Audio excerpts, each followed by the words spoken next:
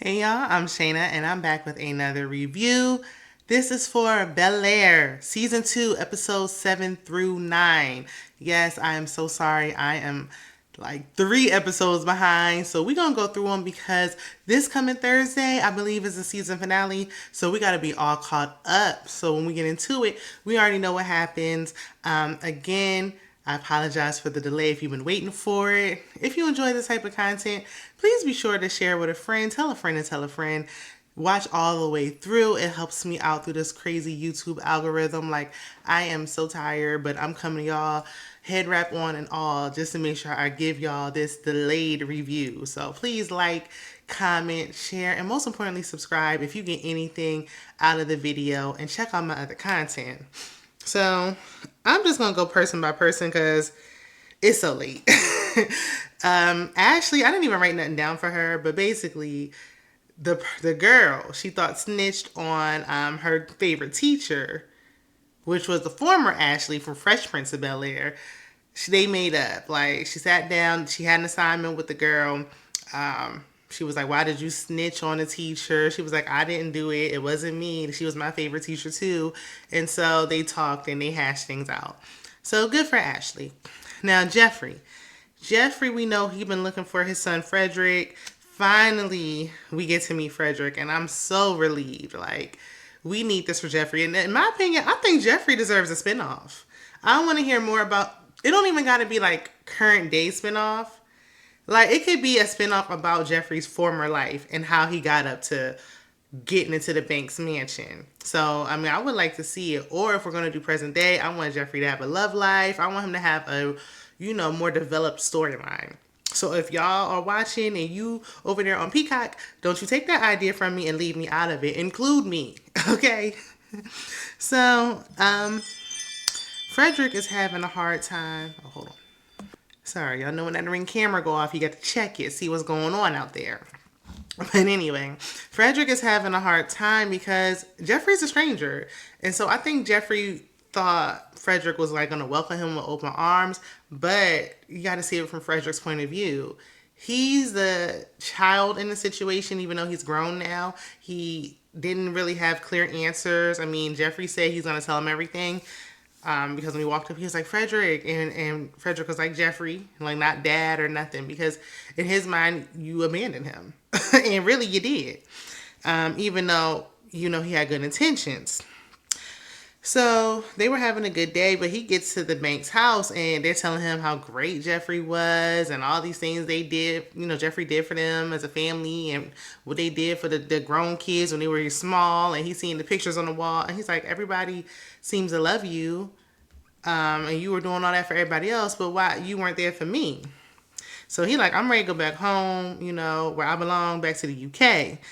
But as he's making his way out the door, Uncle Phil stops him and he's letting him know, like, no, Jeffrey really did have your back behind the scenes. What you didn't know, when your adoptive parents were out of work for that year, Jeffrey was footing the bill. When you still was managing to go to school, when there was like financial hardship going on, Jeffrey was there. When you tried to join that gang, Jeffrey's put a stop to that. So he's always been there behind the scenes. You just didn't know about it. And so I'm glad he stepped in and was able to tell him that, because Frederick came back. They had, a moment where they were, playing a game of pool, and it was nice to see that. Jeffrey really needed that. And after Frederick left, Jeffrey was back on his game. He wasn't distracted anymore. He needed time with his son. What is going on out there? Hold on. I'm sorry. And not only is the review late, but this camera keep going. It be the wind blowing, somebody walking their dog, leaves. Anyway, Hillary. So Hillary is actually my fave storyline at the moment. I know y'all saying the season 2 ain't giving enough drama. Y'all know they got to build it up. It's just enough drama for me. So Hillary was helping her mom get on social media to build her platform with her art and everything, because Viv is just not feeling, appreciated with her current situation. So then we move on because we know her biggest issue is her relationship with Jazz and his jealousy and insecurities over that fine LaMarcus. So Will's going back and forth between Hillary and Jazz, and he basically gets them to go out on a date. I'm glad Will is, trying to intervene, and I do like Jazz, and I like them together. They cute, but Jazz is grown. He's not in high school with Will and them. So in my opinion, he should know. But like, you shouldn't need Will to tell you to reach out to your girl and plan a date. Like, we need you to be putting forth effort on your own. I mean, especially when you cause a scene. Yes, Hillary should have told him and gave him a heads up ahead of time. But y'all could have had a conversation about it. The way he handled it was very immature, in my opinion. And he basically was like trying to push her into LaMarcus' arms, if you ask me. But they go to Hillary's favorite expensive restaurant and they having a good old time until it's time to pay the bill. And the waitress comes out and she's telling Jazz, like, look, your card declined. And he's like, no, I checked it this morning. It's money on that card. Like, run it again. Normally they would run it again. But she was like going back and forth, like, do you have another form of payment? Because I'm not wasting my time walking back over there. It's declined. Sometimes it gets declined when they just don't recognize the transaction. So sometimes it's not a money thing. Sometimes it could just be your bank. Like, it could be a lot of things. But Hillary's like, listen, you causing a scene, take my platinum card. I got it. So, of course, that kind of like emasculated him a little bit more. He was already feeling like he was walking on eggshells. So, afterwards, they get back to Hillary's place. Jazz acting real insecure at this point because he's like, you didn't trust me or believe that I had it, and you just feel like, you're a come up for me. Like, I'm dragging you down and you building me up type of thing. And Hillary was like, I can't do this. It's too much. Your insecurities is too much for me. Like, I can't do it. So she opened the door and he walked out. He ain't put up no fight, nothing. Didn't text her after that. She ain't hear from him, nothing. So after she breaks up with him, she later goes to LaMarcus' house to discuss business. And, she's like, that post she made, it really helps. Like, thank you. I want to discuss some more business. We can go over the terms and everything. Get your people to look over this contract. He like, it's done. It's coming from you. It's done because I want you real bad. So that's the energy Jazz should have been putting forth. And she was talking to him and she was mentioning that her business partner, Karuchi, which I always forget her name on the show, but she actually wanted that billboard on Sunset for that nasty water, she said. And he was like, oh, really? Paying attention to detail, taking notes. That's the kind of energy. See, my thing is I was talking to, people about this and seeing it's like, oh, well, LaMarcus is throwing his money around. It's not a money thing. Yes, that does play a factor. When you don't have money, like, you're more limited to things that you can do. It's just the putting forth of the effort. It's the energy. It's like he said he wants her and he gonna do whatever it takes. It's just like Hillary even said, this fake date we just went on. We don't need to go to this fancy restaurant. She don't want that. She's not expecting that from Jazz. But if he would have been texting and communicating, I'm sure she wouldn't even be looking LaMarcus' way. But y'all already know LaMarcus ends up getting that billboard on Sunset. I said, energy, honey. Energy. So Hillary's having an event for her influencer house. And she's having it at LaMarcus' house because his house is so nice. But she's still stuck on Jazz a little bit. Like, she up there watching his live on his social media about an event that she actually helped plan. Like, she helped plan the event and she knows, like, she got a calendar reminder that it's the day of. And so she's watching what's going on at his record shop. Jazz missing her too because every 2 seconds he looking at that door hoping she gonna walk through. But again, instead of hoping she's gonna walk through, text her and talk to her because the way he handles the situation was a little childish. So Hillary makes it clear to LaMarcus that she's not using him. She's like, I don't want you to think I'm using you for what you can do for me. Because some of what Jazz said did get in her head. It really did. But I mean, she was with him before he even got drafted. So he like, I know that's not the case. I just want you back. Like, I forget all that. So they having a fun time. They playing football together. They look good together. They do look like a match made in heaven. Like, I feel like they low-key might want to get together in real life if they both single. Shout out to Coco Jones. And so Ashley tells her Jazz obviously misses her because he's like, he don't even like social media. And the fact that he's on social media, he's clearly sending a bat signal trying to get your attention. Ashley do got a point now.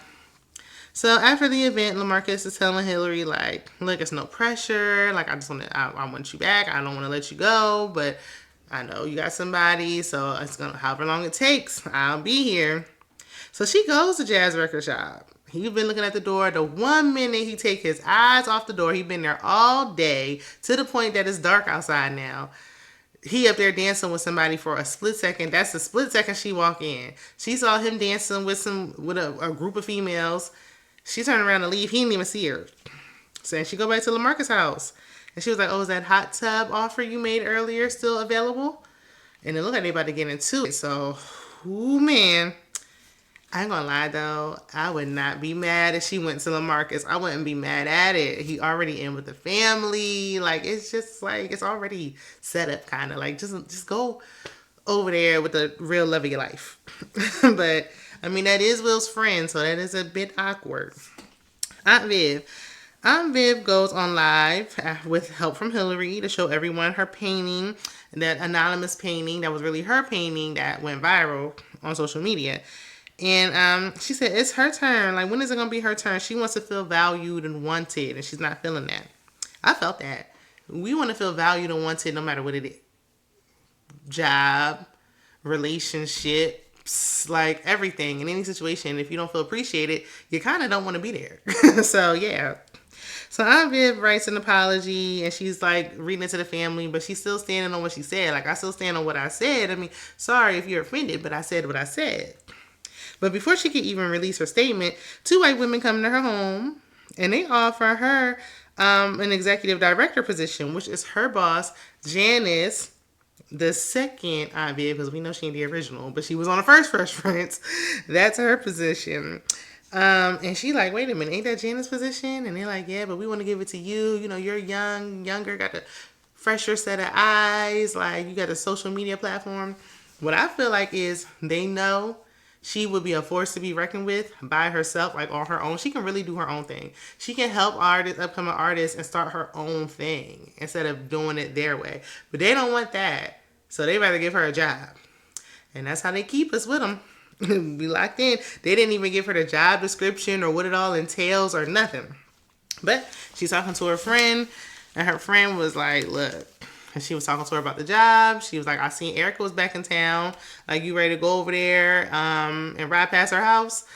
And she was like, no, like, her and Phil working together. And she was like, what? She's like, okay, so I see you putting everybody's feelings before your own.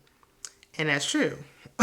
So the friend's wondering, like, well, who's putting Vivian's feelings first?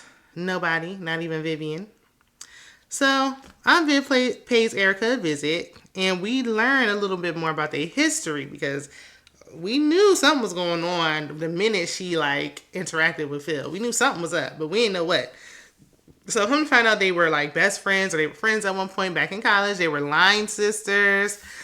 And I guess the minute her and Phil were on the outs, Erica crept in and slept with her man and ended up being in a relationship with him for 2 years. I don't know how her and Phil got past that. Because, man, that's rough. Erica claims, you know, this is strictly professional. That was back in college. I don't trust her a bit. Especially she's talking about, I'm divorced and she's single. She's on the market. She don't care. She didn't care about stealing your man back then, and she don't care now. Especially when she sees all that Philip Banks has to offer. Like, she don't want it for herself. Because she probably feel like this should be my mansion that I should be living in. Those should be my kids and my family. So Erica comes over later on with flowers and a weak apology to Vivian for, stealing her man back in the day. Viv allows the woman in her house. Like, they walk in room to room. She venting to her about work. So naive and trusting. I can't stand it. But Aunt Viv initially accepts the job offer like we knew she would. That's going to get messy. I don't know how that's going to... This is going to look like you stepped on another black woman's toes to get it. And I don't think that was a good decision. Carlton, baby.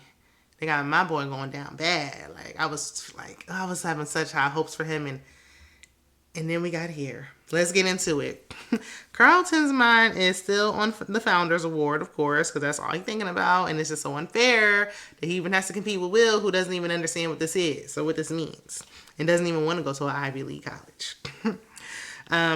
So Phil tells Carlton, like, look, I know I'm giving Will extra push, or it seems like I'm spending more time with him, but he's not as focused as you are, so he kind of needs me right now. But of course, Carlton feels a little slighted because that's his dad, and it feels like he's constantly taking Will's side. I can see where Carlton's coming from. Like, at the end of the day, you still my dad. Yeah, that's your nephew, but you're my dad. Like, but I mean, it's kind of tough because Will doesn't have his mom there. We haven't seen her all season long. So I mean, it's nice to have someone. So the day comes for the nominees to give their speeches, and Carlton is prepared. You know, he's doing a good job. Of course, Will is not prepared. He's late. He this is not prepared at all. He goes off the top and gives a speech, and everybody's like, "Well, that's nice, but what else do you know about this Founders Award?" So while he digging in his bag, pretending like he's looking for something, suddenly somebody airdrops a video. Everybody gets it at the same time. It's that video from season 1, episode 1.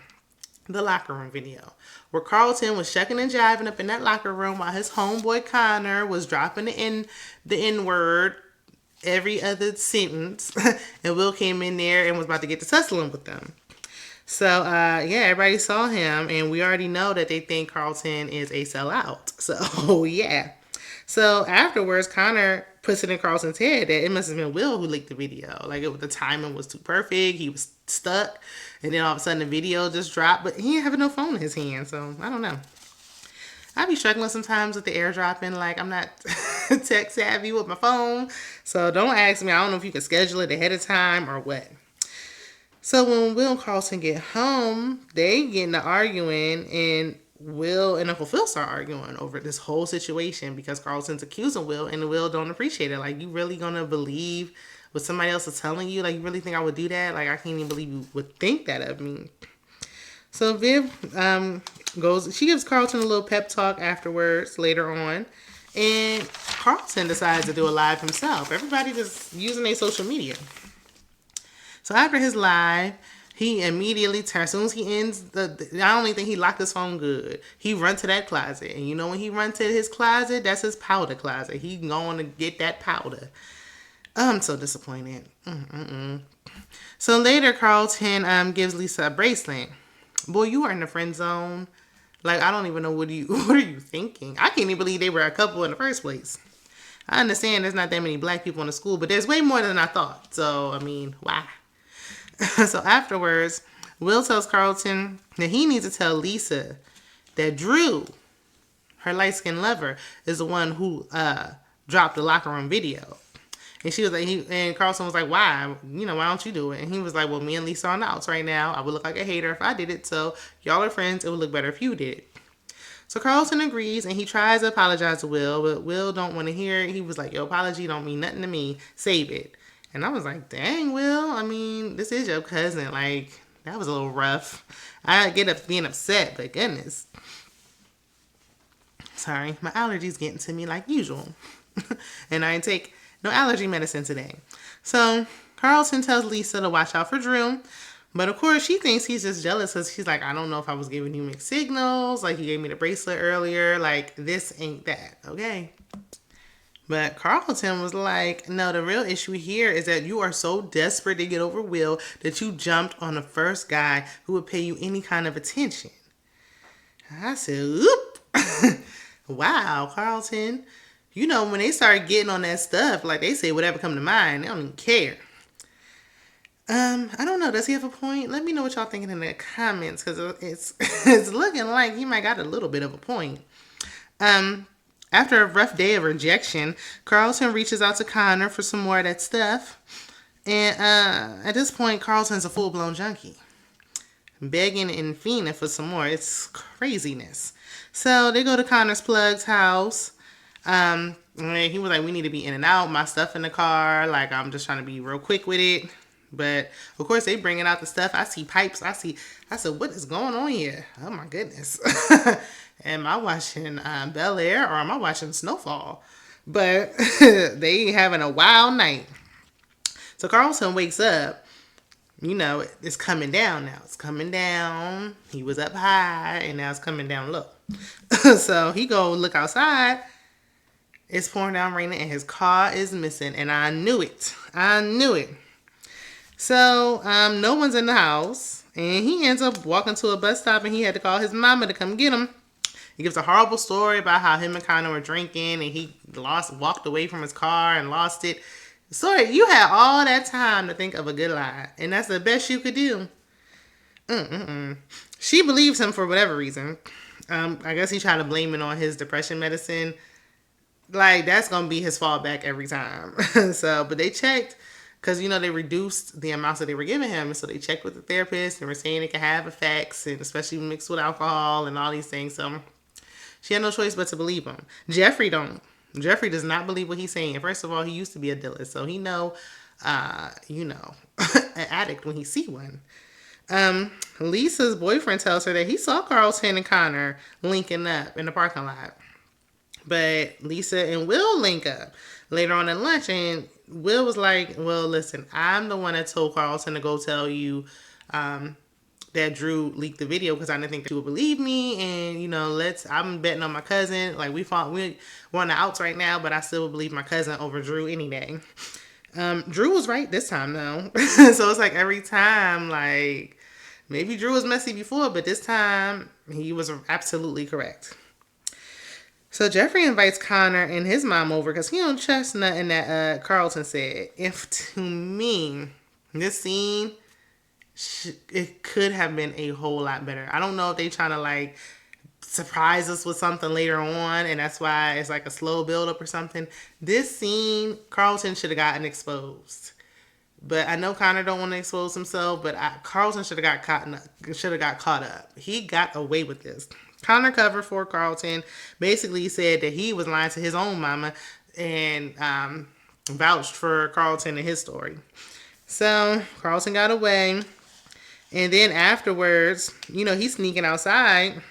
Well, before when they walking outside, Will was walking in the house. He see Carlton and Connor and their moms walking to the door. So he knew right then and there Drew was telling the truth.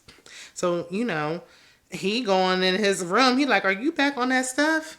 And Carlton talking about no, and you're projecting because you're having issues in your life, and that's why you like blaming me.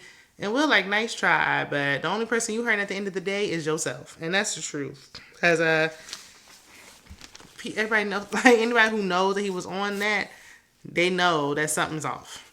But Carlton was like, look, because he snuck outside to meet Connor later on that night. He's like, I gotta make this quick, and Connor was like, well, do you just want to stop? That was the opportunity. We should have been like, yeah, like I was, kind of doing too much. Let me chill. He was like, no, we just got to be more discreet. We got to be a little more sneaky next time. And I'm like, oh my goodness. They was like, yep, sneaky just, we always had these wild stories ever since kindergarten.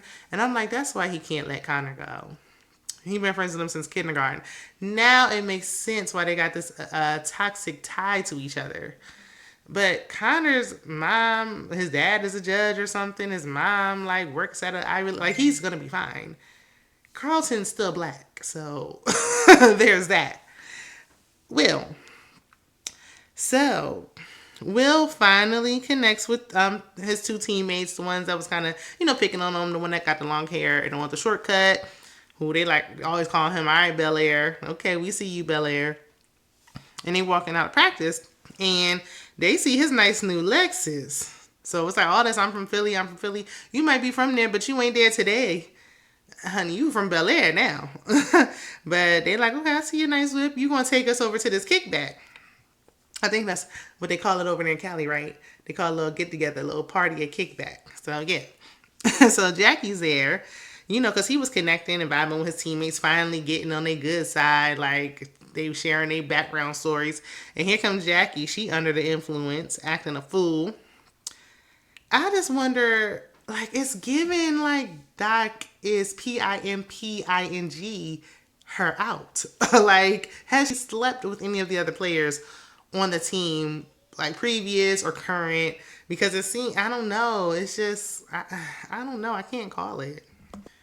She ends up being so intoxicated that everybody just left. Everybody left her. Like some friends, right? So Will had to take her home. They was like, you deal with it, Bel-Air. And they was like, we're going to be in trouble now because she lived with Doc. Like, you do know that, right? So he had to take her to Doc's house. But this is probably exactly what Doc wanted because he got bigger issues. He don't care about what his niece doing. Like, he got something even bigger that he trying to work on right now. So he get her to the house, and he like, oh, wait a minute, you wait right there. So they end up having a heart to heart because he's like, that's, my sister had her young, and so I took her in, and they connect. And Will's like, my uncle always had my back. And then he was like, oh, what'd you do? He's like, well, you don't got to tell me if you don't feel comfortable. Here go Will, naive, loose-lipped self, talking about, oh, no, it's cool. I trust you. Huh? What did this man do to earn your trust? I mean, you can like him, but you don't hardly know him. He literally didn't do anything for you. Your uncle had to sign the contract and pay for you to play. So where do you get off talking about you trust him? He holds him in such high regard to the point that he shouldn't be telling nobody what his uncle did for him, especially after the fact that he had to drop out of that race because of that. Like, you trying to get your uncle sent to jail? What are you trying to do? He was better off telling Lisa than telling this guy. But of course, I'm like, I'm hoping he didn't say it, but he did. Anyway, spoiler alert. So later, Will gets to start. Like the next day, he's starting on the team. And he's like, well, what happened to the one teammate, the one that's going to UCLA, the one with the long hair? Nobody want to tell him what's going on. So Phil and Will, they end up making up because they, had to fall. They fell out a little bit when they was arguing about the award. So Phil's like, you gonna keep walking past me every morning? Like, I don't like this. And he was like, look, if you feel like you need a little more freedom to make your own decisions, and I will give you that. I wouldn't. He may be, a older teen, 16 or 17 or whatever, but maturity-wise, he's not ready. He's not ready. He's not ready to make all these decisions. He ain't. Or he wouldn't be running his loose lips. That's something that a teenager would do because he's a child still. Brain ain't fully developed. So, but they, make up, and that was good because we don't like when they on the outs. So later on, Will asked Jackie what happened to the teammate, and she was like, meet up with me later. I'll tell you everything. But Doc saw that, and he was like, don't be telling Will too much. I'm like, what is a secret? So at the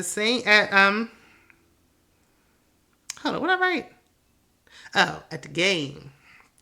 They had a game. They played against Compton. Will got to start again. So he had a really good game. It was going well for him. But Uncle Phil and Jeffrey was walking out the game after the game was over, and they saw Doc arguing with somebody in the parking lot. And Uncle Phil was like telling Jeffrey, like, look into Doc. Like, I need you to, dig into his background a little bit.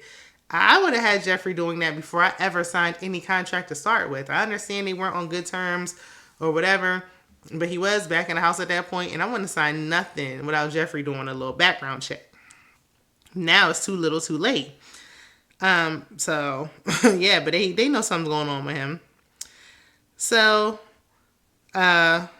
later, we see Lisa. She in the car. She was driving her dad's car. He was supposed to get it fixed, take it to the shop. It wasn't starting. It's broken down. And she's trying to get to the hospital because her stepmom is about to give birth to her little brother. So Will's like, come on. Like, I'm staying here long enough. Like, let's go. I'm going to take you there. And he ends up staying at the hospital with her for hours. Jackie's like, where are you at? Like, he's like, oh, I'm running late. He's stalling, excuse me. And it's just like, he can't leave Lisa aside because she's emotionally going through it, because she's like, now the family that I was accustomed to and I once knew, now my dad is basically starting this new family with somebody else. And I completely understand because, I felt the same way that she is feeling right now when my dad remarried. Like, they didn't even have a biological child together, but his new and current wife has 2 kids. And so immediately he came in with this new family, and it was just like, wait a minute, like, I didn't even have time to process or adjust. So I can understand how she feels. But yeah, I'm glad that Will was there with her and supporting her, and even her dad was grateful that he did that. But like, he ended up missing Jackie. He went to her job. She was no longer there. And as he was about to turn around and walk away, he saw the teammate that was MIA. And the teammate tells him everything. So Doc apparently was taking bribes from coaches for colleges to get the players. Like, so he was doing some shady, illegal stuff. Doc's old business partner is planning on exposing everything. So Will said, he goes to Uncle Phil, and then he's like, you know what, I just want to confront, because Jeffrey like, should I go talk to him? Will like, no, I just want to confront old boy on my own. I don't think that was a good idea. Before he even talks to Doc, he goes to the locker room to vent to his other teammates, and he's like, and they're like, listen, this is all we got. Like, okay, he still has our best interest. Like, we still rocking with him. Like, so I don't know what he was thinking. Obviously, the one who left the team, he probably already planned to talk to the team and knew that they were not going to be on his side. That's why he just left. So I don't know why he even did that. Like, you from Bel-Air, they're going to be looking at it like, you have other options. We don't. If this is the only one way we can get to college level and possibly get to the league, then this is what we're going to do. So Will ends up confronting Doc, and he tells him how he really feels, but you shouldn't have been telling him your business, so it don't much matter now. Too little, too late. Seems like you're gonna be stuck playing with him. So at Jazz event, Jackie arrives, and she and Will go back to Jazz place. Jazz give him the keys. Let him go back to the place because he's waiting for Hillary to come, and he's not gonna see her ever at this event. So Will want to talk to her about Doc, but she want to have sex instead. And it's like, cause she like, I can't believe like all you want to do is talk. Like, and I'm like, girl, yeah, yes, honey. He wanted to talk. He actually really did want to talk, but you so used to probably guys coming at you another type of way that you can't even believe it. So she ended up, convincing him. After they do the do, he's like, I still want answers. Like, that was great and everything, but I still want to talk. So she didn't get out of nothing. She basically let him know that Doc used him to get to his uncle. Not used you for your playing skills. Not used you because he wanted you on the team. Used you to get to your uncle. Now that's a hurt piece right there. Uncle Phil. So, Uncle Phil's business partner, a friend of 20 plus years, is getting nervous about the law firm. And, Phil's having secret meetings with his ex, Erica, and her company, and they laying out the red carpet like, whatever you want us to do, we gonna do. It don't matter, just say the word. We just want you here. And it's like a hard offer to resist. Phil and his partner end up doing their annual tribute for their former partner and friend who had a heart attack. So they do that in his honor every year. It's an annual thing. And afterwards, his partner confronts him. He's like, yeah, that fake speech you gave. But, it's real. The black lawyers, our social circle, it's a small, intimate thing. So you thought I was going to find out about these secret meetings? You addressing me for having secret meetings and you having some of your own? And, he like, look, would you consider an offer? Uncle Phil couldn't even say nothing. Like, so that night he ends up telling his friend, like, look, you stuck with me. I'm not going nowhere. I'm here to stay. Like, we started this together. We're going to end it together. But I can tell he want to leave. I could tell that offer was sounding too good. Like, it sounded like he don't want to really be there. But Phil's law firm is in the process of being bought out or like combining with another company or something. And they're going to have to lay off half their employees. It's pay cuts. It's all types of stuff. Like, it's just not a good look. And Phil like, no, I'm not doing this. These aren't just our employees. These are like family. Like, they got kids in college and all that. And I'm like, finally, there's a company that actually cares about their employees. So Uncle Phil ain't with it. So he meet with Erica. He let her know after he talked to Aunt Viv, and she was like, whatever you do, I'll support you. Like, I got my eye on her. Don't you worry. Not good enough. Aunt Viv a little too naive for me. She took them flowers and left that woman right up in the house. Honey, we would have been talking at the doorstep. How did you even get here? Why are you at my door? So, yeah. But he was like, well, I'm accepting the offer. And she was like, oh, I knew, but I knew that just apologizing to Vivian was going to be enough. I knew if I talked to Viv, you was going to come running. And I'm like, I don't trust her a bit. Like, the way she hugged him and was like, this is going to work out so good. Now Viv going to have some regrets. I think they making it seem like it's going to be all great right now. But I don't think that this is going to be a good business move. I hope he can go back to his old law firm when everything, like, all airs out. But for Phil to sign on, he did take on the Garrison deal. We know that's a deal that they lost when he was running for mayor or council, whatever he was running for. So he brought the account back to his old firm. He lets his partner know, like, look, the partner was like, I can't, you always been the head honcho, the head man in charge. Like, I can't do it. And it's like, you got to have confidence in yourself, brother man. Like, come on now. And he's like, look, he don't want to do it alone, but he's like, look, I bought you the account back. You don't got to partner with them. Like, we keep all the employees. You don't got to take no pay cuts, everything. We got this is the account you need, and you got it from here. Like, things are changing and shifting. Like, I'm going to go over there with them, but you get to keep the company. So it's a win-win. Later on, Uncle Phil and Jeffrey go to Doc's office. They go to tell him that Will not be playing with him anymore. But Doc informs them of the investigation. He was like, look, what happened was my old partner, we were running together, but he wanted to get street dudes involved, and that's a whole nother game. I ain't trying to get in. I tried to buy him out, but he rather that everything go down than to see me succeed without him. And Uncle Phil's like, well, that ain't our problem because Will won't be playing with you no more. And he was like, oh, no. Because if they do an investigation, all the players will be looked into, including Will, and that can affect him going to college. So right then and there, Uncle Phil was like, okay, well, what do you need from me?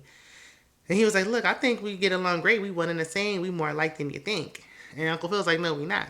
And he was like, well, I know what you did for your nephew. So, I mean, that's some gangsta-ish right there. And he's like, I need a little bit of that. I need some of that gangsta-ish that you got going on. Really, yeah, you need Jeffrey. He got some strings and connections. He needs them to pull them strings. Thanks to Will, like, now he's stuck in a situation that he's not going to be able to get out of. He really messed up now. But, Doc wants, it's not even a money thing. That's why he took the negotiation with the contract. It's a connection thing. Will, you kind of really did mess up this time. But that is where episode 9 ends. So let me know, how do y'all think the season is going to end? Do you think Hillary and Jazz are going to get back together? What do you think Doc and Erica are up to? How do you think Janice is going to feel about Aunt Viv taking this deal? And what do you think about Carlton and his struggles? Because this needs to be exposed. This needs to be addressed. We can't keep going on like this. Y'all let me know down in the comments. If you watch to the end, please subscribe to the channel. It will help me grow. And check out my other content. I will see you in the next one. Bye.